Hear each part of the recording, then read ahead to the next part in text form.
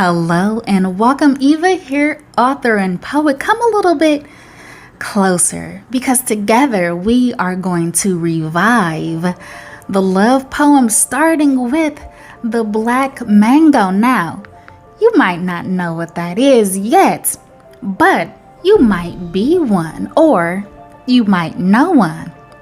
So without any further ado, let's get started here. Step into fantasy, take a good look. Let's read about the Black Mango here in my book. Black Mango is the man who grew with strength of 20 men, not with might or strength or force, but wisdom deep within. Black Mango is the man who thinks with head and heart combined, and as such he has patience cause his fruit ripens with time. Black Mango is a man refined, he thrives under the sun. He'll stay there until midnight or until the task is done. Black Mango is a man who knows of versatility. And if you come with foolishness, don't be barking up his tree.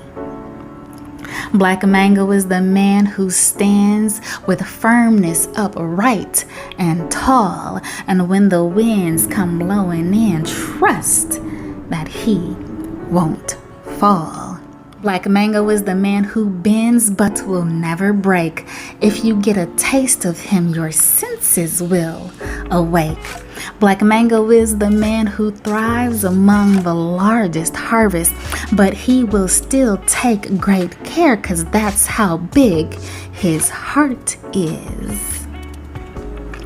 Black Mango is a man who knows the richness of the earth, so from the seed his flesh is sweet. Damn right he knows his worth.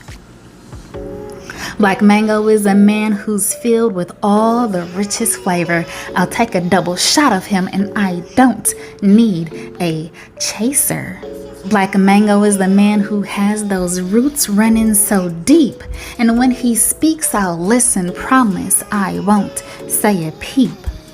Black Mango is a man who knows just where to plant his seed. And when that time comes, baby, promise that you'll think of me.